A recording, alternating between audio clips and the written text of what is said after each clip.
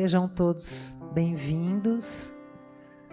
O tema do nosso estudo de hoje é Saúde e Doença à Luz do Espiritismo. E para tratar desse assunto, nós vamos nos basear no livro Entre a Terra e o Céu, de André Luiz, e falar também um pouco sobre perispírito, que é o nosso corpo fluídico, o nosso corpo espiritual. Então nós vamos ver um pouquinho das suas funções, dos seus mecanismos e da sua influência na evolução do corpo físico e espiritual. E para começar, nós vamos ver como a obra básica de Kardec apresenta o conceito de perispírito. Vamos pegar alguns pontos aqui do Livro dos Espíritos. O espírito é envolvido por uma substância que é vaporosa. Aí em outro trecho aqui, o espírito tira do seu envoltório semimaterial, o seu envoltório semimaterial, que é essa substância vaporosa, que é o perispírito, do fluido universal de cada globo, de cada mundo, de cada planeta. É por isso que ele não é o mesmo em todos os mundos. Então, o perispírito não é o mesmo em todos os mundos. Passando de um mundo para outro, o espírito muda de envoltório. Então, enquanto a gente habitar a Terra, nós vamos ter o mesmo perispírito, formado por elementos do nosso planeta. Esse perispírito vai se tornando mais sutil na medida que nós evoluímos moralmente. Mas ele vai nos acompanhar em todas as nossas reencarnações. Quando nós habitarmos mundos mais evoluídos, o nosso perispírito será outro, formado por elementos desse outro mundo.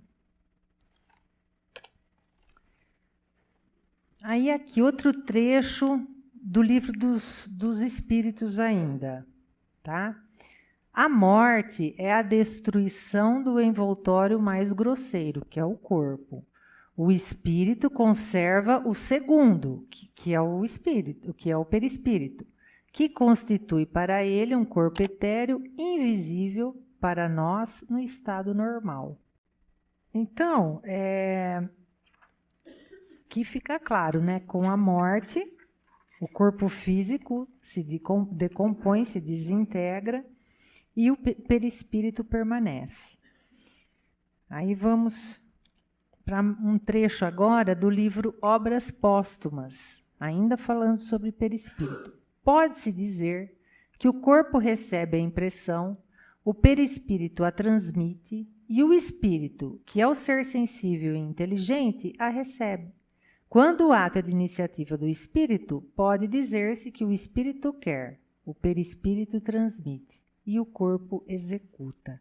Então fica claro que o perispírito ele serve de instrumento para o espírito nessa interação com os mundos espiritual e físico.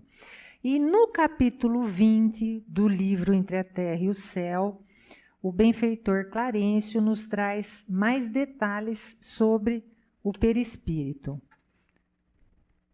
O nosso corpo de matéria rarefeita está intimamente regido por 7 centros de força, ou seja, o perispírito, que se conjugam nas ramificações dos plexos e que, vibrando em sintonia um com os outros ao influxo do poder diretriz da mente, estabelecem para nosso uso um veículo de células elétricas que podemos definir como sendo um campo eletromagnético no qual o pensamento vibra em circuito fechado. Ele está dizendo para nós que nós temos centros de força que se localizam em nosso perispírito, não é no corpo físico.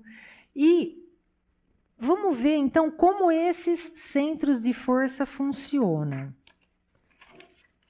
Então aqui nós temos lá no perispírito os centros de força, o coronário, né, aqui em cima da cabeça, o frontal na testa, o laríngeo, na região da garganta, o cardíaco, aqui no peito, esplênico, gástrico e genésio. Os centros de força captam, metabolizam e transferem as energias cósmicas e espirituais para o corpo físico através dos plexos nervosos. Quais são os plexos? Esses aqui são os mesmos. Para cada centro de força que está lá no perispírito, existe um plexo correspondente no corpo físico. O nosso sistema nervoso se ramifica por todo o corpo como um emaranhado. E onde essas linhas se entrecruzam abundantemente, forma-se uma rede compacta denominada plexo nervoso. Então, para cada centro de força, né, como eu falei no perispírito, existe um plexo nervoso correspondente no corpo físico. Os centros de força se ligam ao organismo pelos plexos. Sob o comando da mente do espírito, os centros de força transferem as energias cósmicas espirituais para os plexos e os plexos realizam o trabalho físico no corpo. É um mecanismo perfeito, né? Mas se é tão perfeito assim, será que a gente tem alguma responsabilidade nessa dinâmica, né? Vamos ver outras observações do Clarencio sobre esse mecanismo do perispírito. Nossa posição mental determina o peso específico do nosso envoltório espiritual, que é o perispírito, e, consequentemente, o habitat que lhe compete, mero problema de padrão vibratório. Cada qual de nós respira em determinado tipo de onda.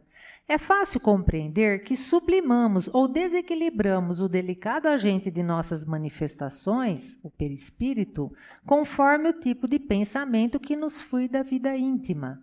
Quanto mais nos avizinhamos da esfera animal, maior é a condensação obscurecente da nossa organização.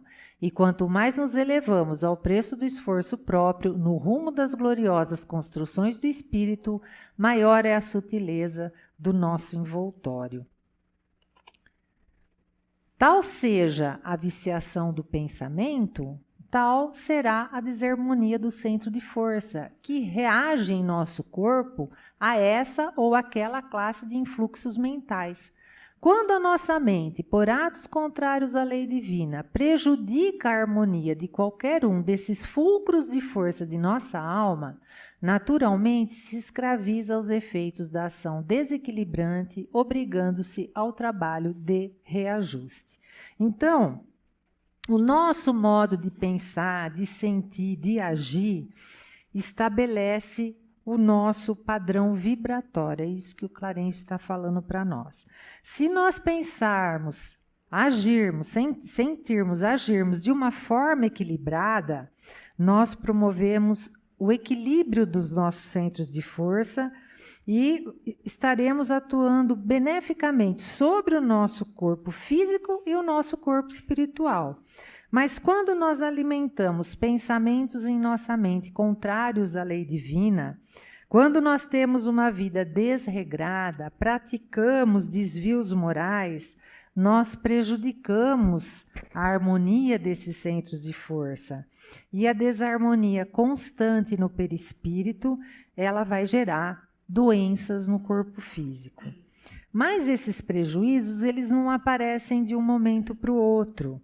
Então, a pessoa não percebe essa relação entre o que ela está pensando, entre o que ela está sentindo e agindo, e a sua saúde física e espiritual. Só quando vêm os efeitos dolorosos é que ela vai se despertar. E aí, em geral, a pessoa acaba se escravizando a esse desequilíbrio, né? E vai dar trabalho para se equilibrar. Por quê? A pessoa que danifica o perispírito numa encarnação, isso vai se repercutir no corpo físico na próxima reencarnação. Porque o perispírito é o mesmo. Vocês lembram que eu falei aqui no começo. Enquanto a gente vê aqui na Terra, o perispírito não muda, né? Então, danificou numa encarnação, essa lesão vai passar para o corpo físico numa próxima reencarnação. É por isso que a Terra é um planeta de provas e expiações, porque é na vida física que nós vamos ter oportunidade de resgatar situações que foram provocadas no passado pelo nosso próprio desequilíbrio. Então, não se trata de castigo divino. E é importante saber que a gente pode compensar ou descompensar esses centros de força com estímulos e com atitudes. Uma estimulação que compensa são as boas atitudes, né? Elas estimulam o centro de força cardíaco, por exemplo, responsável pelos sentimentos, e ativando o coração, nós vamos estar beneficiando outros centros de força que porventura podem estar mais parados. Atitudes incorretas, por exemplo, a gula, né? Elas vão carregar demais o centro gástrico.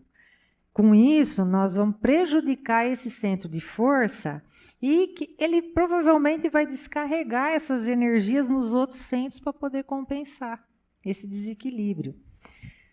Agora, nós vamos conhecer um pouco melhor cada centro de força e observar como alguns deles estão relacionados com as glândulas endócrinas, que desempenham um papel, algumas mais diretamente, outras menos, no exercício da mediunidade. O coronário fica na região central do cérebro, tá? Mais ou menos aqui, ó. No alto da cabeça. Recebe, em primeiro lugar, os estímulos do espírito. É o mais significativo em razão do seu potencial de radiações. Supervisiona os demais centros de força. Liga os planos espiritual e material. Tem relação com a epífise. Aqui, ó, a epífise, ó. Ou glândula pineal, que é a glândula que a gente costuma falar da mediunidade, né? É o responsável pela alimentação das células do pensamento e o provedor de todos os recursos eletromagnéticos indispensáveis à instabilidade orgânica. Frontal ou cerebral, né? Fica nessa região aqui. Localiza-se na região da fronte e da testa. Exerce influência decisiva sobre os demais centros de força. Responsável pelo funcionamento do sistema nervoso central e intelectivo. Ordena a visão, a audição, o tato e os processos da inteligência que dizem respeito à palavra, à cultura, à arte, ao saber. É no centro cerebral que possuímos o comando do núcleo endócrino referente aos poderes psíquicos. Relaciona-se com os lobos frontais e a hipófise pituitária. Eu estou passando isso para vocês, é lógico que é uma relação de informações, mas é para vocês entenderem a interação que existe entre os centros de força e o nosso corpo físico. Laríngeo, né? O laríngeo localiza-se aqui na região da garganta. Regula os fenômenos vocais, regula as atividades das glândulas timo e tireoide. Ó, timo fica aqui, tireoide aqui. Relaciona-se com o plexo cervical, região do pescoço. Cardíaco, localiza-se, claro, na região do coração. Responsável pelo funcionamento do aparelho circulatório, pelo controle da emotividade e do equilíbrio geral, relaciona-se com o plexo cardíaco. Gástrico, localiza-se na região do estômago, olha ele aqui, ó. Responsável pelo funcionamento do aparelho digestivo, pelas assimilações de elementos nutritivos, pela reposição de fluidos em nosso organismo. Esplênico ou mesentérico, aqui nessa, ó, aqui é na região do baço, aqui ele fica. Regula a distribuição e a circulação dos recursos vitais, a formação e a reposição das defesas orgânicas pelo sangue. Genésico, se localiza na região do baixo ventre, aqui, ó. Responsável pelo funcionamento dos órgãos de reprodução e das emoções sexuais. Relaciona-se com os plexos hipogástrico e sacral. Agora que nós já conhecemos um pouquinho mais dos centros de força, das suas ligações com o espírito e o funcionamento do nosso corpo físico, nos cabe perguntar: qual é o papel das doenças em nossa existência. Então vamos ver o que o Clarencio nos fala, a equipe dele, no livro Entre a Terra e o Céu. Compete-nos, então, atribuir importante papel às enfermidades na esfera humana. Quase todas estarão no mundo, desempenhando expressivo papel na regeneração das almas. Nossos deslizes de ordem moral estabelecem a condensação de fluidos inferiores no campo eletromagnético de nossa organização, compelindo-nos a natural cativeiro em derredor das vidas a quais nos imantamos. Então, é através das enfermidades, muitas vezes dolorosas e irreversíveis, que nós vamos depurando o nosso perispírito, né? Através da doença, o espírito vai purgando aquelas máculas que ele agregou ao seu perispírito devido aos seus equívocos, né? Devido às violações que ele cometeu à lei divina, as falhas que ele cometeu para com os seus semelhantes. E quanto mais materializado for o corpo físico, mais sujeito ele estará às dificuldades que a matéria oferece. À medida que o nosso corpo vai se tornando mais sutil com a nossa evolução, menos denso, ele vai sofrendo menos influência da matéria e, em consequência, vai se sujeitando a uma escala menor de enfermidades. Então, ficar doente é doloroso, ninguém gosta, mas é uma necessidade de espíritos do nosso nível evolutivo, nós ainda temos essa necessidade, são experiências que nós precisamos passar. E continuando no livro Entre a Terra e o Céu. De certo, a medicina escreveria gloriosos capítulos na Terra, sondando com mais segurança os problemas e as angústias da alma. Foi o André Luiz que falou isso. E o Clarencio disse, um dia o homem ensinará ao homem, consoante as instruções do divino médico, Jesus, que a cura de todos os males reside nele próprio. A percentagem quase total das enfermidades humanas guarda origem no psiquismo. Então, hoje, a gente já percebe uma tendência da medicina, apesar de incipiente ainda, alguns médicos, eles já começam a ter essa consciência de que o corpo físico, ele é resultado do momento da evolução do espírito, das suas ações, dos seus pensamentos, dos seus sentimentos. E esses médicos já começam a reconhecer a importância do tratamento espiritual. Então, ou seja, para se obter a saúde física, é preciso que se obtenha primeiro a saúde espiritual. Não pode haver um corpo físico saudável com um espírito enfermiço, que atente contra as leis divinas, porque o corpo físico é exatamente um reflexo das condições do espírito. E Clarencio diz aqui que uma porcentagem quase total das doenças humanas tem origem no psiquismo enfermo, no desequilíbrio do espírito. Então, um espírito que está enfrentando dificuldades. Aí ele diz, orgulho, vaidade, tirania, egoísmo, preguiça e crueldade são vícios da mente, gerando perturbações e doenças em seus instrumentos de expressão. E o André Luiz fala, é por isso que temos os vales purgatoriais depois do túmulo. A morte não é redenção. Então, se os sentimentos inferiores contribuem com as nossas enfermidades, é importante que nós comecemos logo o nosso processo de transformação. Porque não é fácil de se livrar desses sentimentos que nós trazemos enraizados já há várias encarnações. E é um processo que ainda vai demorar um tempo, a nossa transformação, ainda vai durar algumas reencarnações. Então, quanto mais a gente demorar para iniciar a nossa transformação interior, mais tempo nós estaremos cultivando dentro de nós a origem de muitas enfermidades. Então, vamos voltar ao Clarencio. Quando ofendemos a nossa a essa ou aquela criatura, lesamos primeiramente a nossa própria alma, de vez que rebaixamos a nossa dignidade de espíritos eternos, retardando em nós sagradas oportunidades de crescimento. A enfermidade, como desarmonia espiritual, sobrevive no perispírito. As moléstias conhecidas no mundo e outras que ainda escapam ao diagnóstico humano, por muito tempo persistirão nas esferas torturadas da alma, conduzindo-nos ao reajuste. A dor é o grande e abençoado remédio.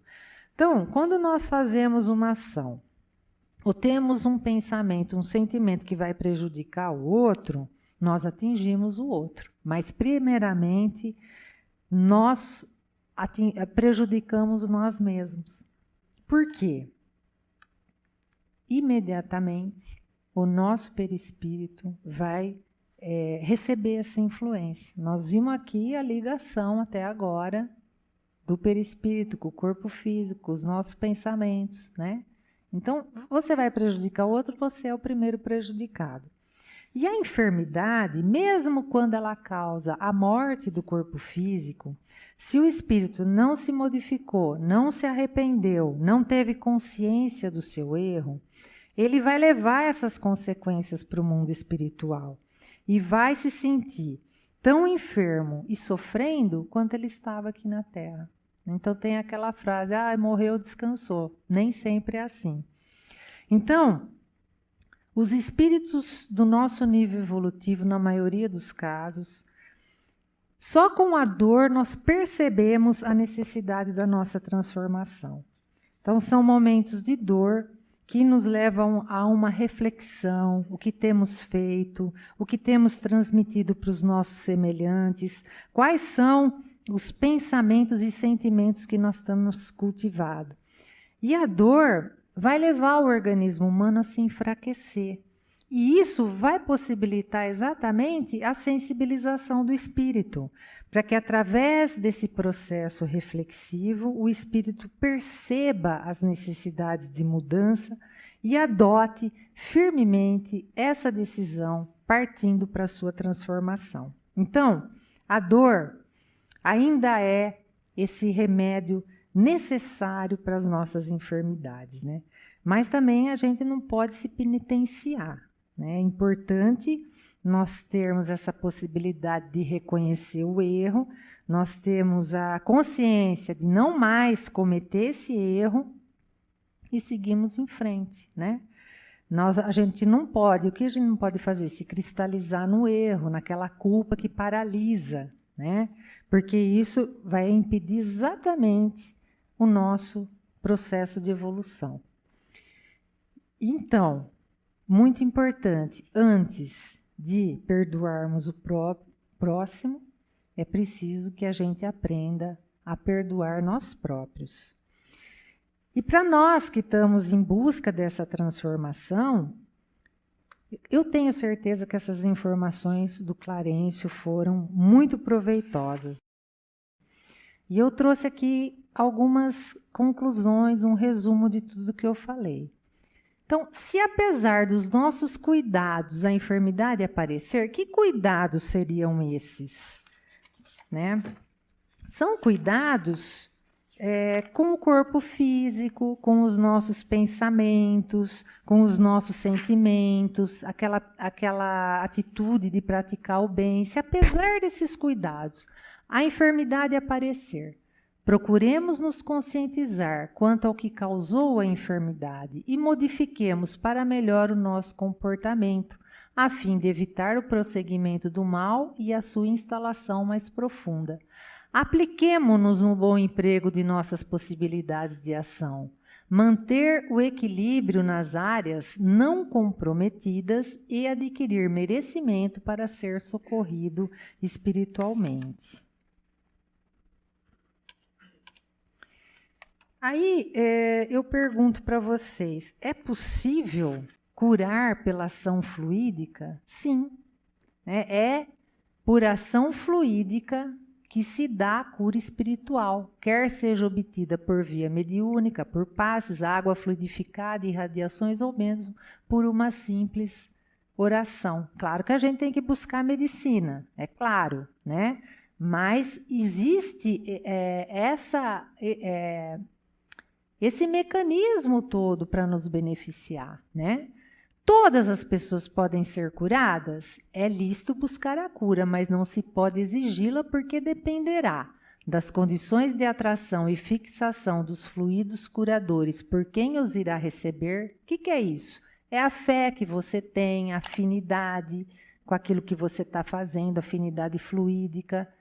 E também depende do merecimento ou necessidade espiritual do enfermo, porque nós vimos aqui que a doença cura o espírito, né?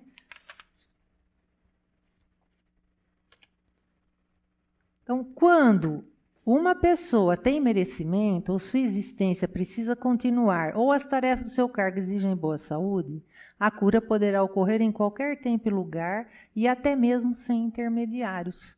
Mas, às vezes, o bem do doente está em continuar sofrendo aquela dor ou limitação, que o reajusta e equilibra espiritualmente, mas a prece terá sempre produzido algum benefício, um alívio, um conforto, a calma, a coragem de enfrentar a situação.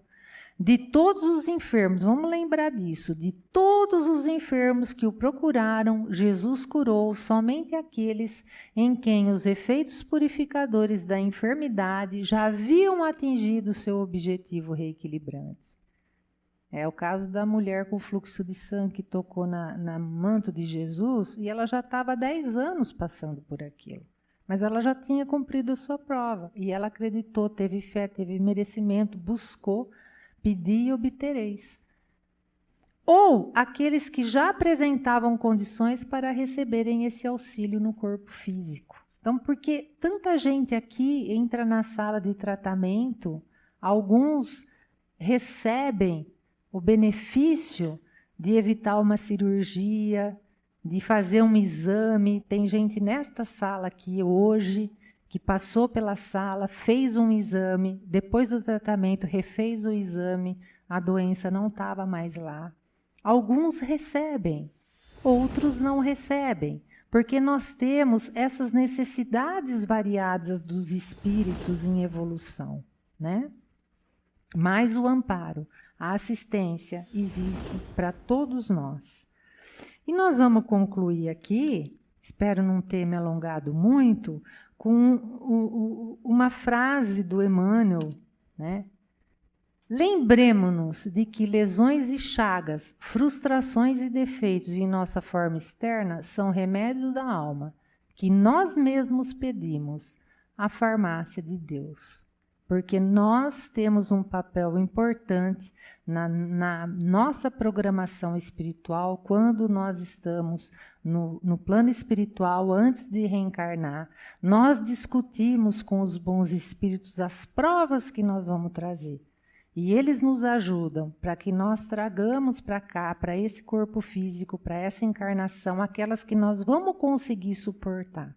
Então, todos os males, por maior que seja a nossa dificuldade, a nossa enfermidade dos nossos familiares, nós só estamos passando por aquilo porque nós estamos resgatando equívocos e nós temos condição de passar, porque senão não teria sido permitido. Então eu espero ter contribuído um pouco com a reflexão de vocês, que Jesus nos abençoe em todas essas dificuldades que nós passamos, vamos passar conosco, com nossos familiares, com os nossos amigos queridos, né? E vamos ter fé, acreditar nesse amparo. E agora vamos para a segunda parte. Muito obrigada.